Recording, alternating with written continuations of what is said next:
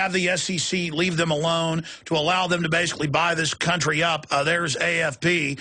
Cables show China used debt holdings to press U.S. Leaked diplomatic cables vividly showed China's willingness to translate its massive holdings of U.S. debt into political influence on issues ranging from Taiwan's sovereignty to Washington's financial policy, dealing with Chinese companies in the U.S., and it just goes on and on and on. I mean, this is the globalist plan. We've been made dependent. We're being taken over. Is this not high treason by the globalists, Lindsay?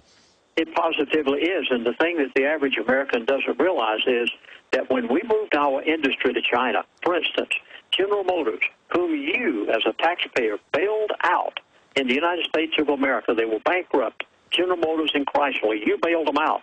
General Motors will sell more automobiles in China this year than they sell in the United States of America. Now, what happens when General Motors, Chrysler, Caterpillar, the biggest one on the New York Stock Exchange, Caterpillar, whenever these companies move to China and build these multi-million-dollar, billion-dollar plants, do you realize that the agreement with China is that, yes, we'll let you come to China, yes, we'll give you cheap labor, but you must give us all of your patents. Did you hear this? Boeing, when they moved to China, they had to give all of their patents.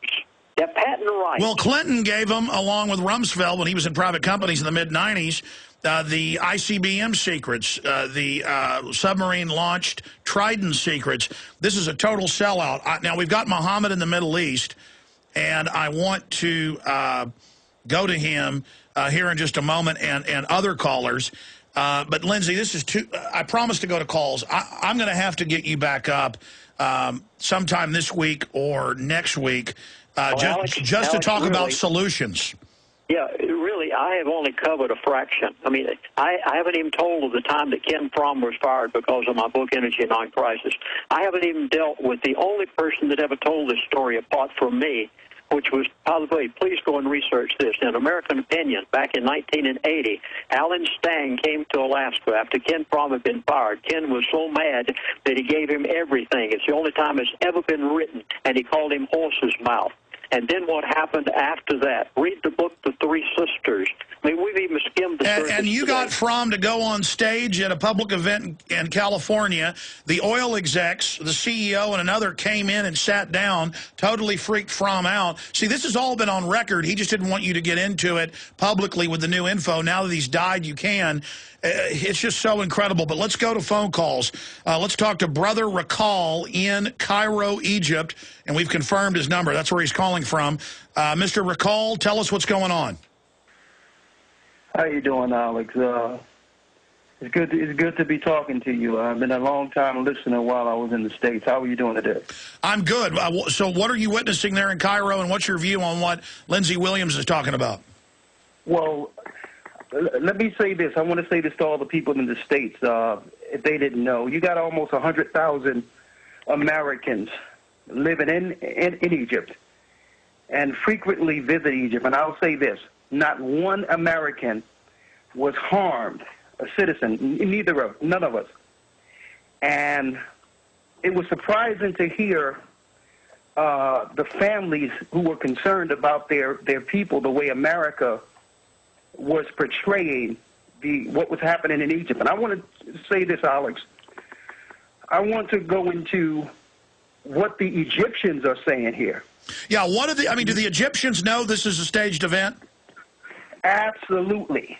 Let me tell you, Alex, the Egyptians know nothing about a group called the Muslim Brotherhood. They know nothing of this. A matter of fact, they say it's like CIA or American. Okay? That's number one. Number two, I would like to say this to all the people out there. The majority of people who was in this so-called Liberty Square, the majority of these people, Alex, had no idea about a revolution. They was invited there they were busted, paid to go there. And if you know, if you ever frequent the Middle East, you'll know that these Arab people who are family, they frequent places together. They'll be outside all day, hundreds at a time. So it's nothing to get a few thousand people in a square. No, they said millions, and it was 50,000 according to experts that looked at the crowd. But Google admits they were there for the CIA. They admit that they sent in al-Baghdadi the week before it all started. Again, we're not saying Mubarak was good. The point is they are admittedly overthrowing it as the first domino, as we said a month ago, to put the Middle East in fire. So the Egyptian people know what's going on. Hey, another thing I want to bring out, Alex, and you're right on there, and I want to say this, Alex. One thing that the Western world is not saying about Mubarak is the fact that there's many Egyptians who wanted Mubarak to stay. I'll tell you this. Mubarak is staunchly against the eugenics program and has been on record for this for years. They got mad at him in the early 90s when he wouldn't start sterilizing people. Exactly. And the babies are healthy there. The people are healthy there. And I'll tell you, the water is not the cleanest in the world, but these people are fairly healthy compared to any other people in the Western world. I'll tell you this, they're very family-oriented. And on top of that, there's another thing that people didn't know there. And it surprised me while I was here, Alex, is that there's many Americans, after leaving the military, come to the Middle East, get contracts, and work within the military, make big money over there. And Americans come over and actually work under these people in the Egyptian military. So there's a lot of facets to this that a lot of brothers and sisters, and yourself, you're right on point. For you not to be in the Middle East, you may have some good contacts because you're not in the Middle East, and obviously you're able to articulate what's going on even in the Middle East. But I want to say this. Americans have no idea what's going on the outside of America, and you don't know until you go someplace else. No, exactly. But any comments on what Lindsay Williams is saying? A matter of fact, I want to thank Lindsay because the last thing he said is key. The last thing he said about what's going on with the oil and how they're going to double-cross them. And let me tell you, all the Egyptians and the other Middle Easterns knew that it was staged, and now they're starting to realize that they were props in America and the Western world's game. And it's not going to end out like they think it is. These people, these people have some level of integrity and fight in them.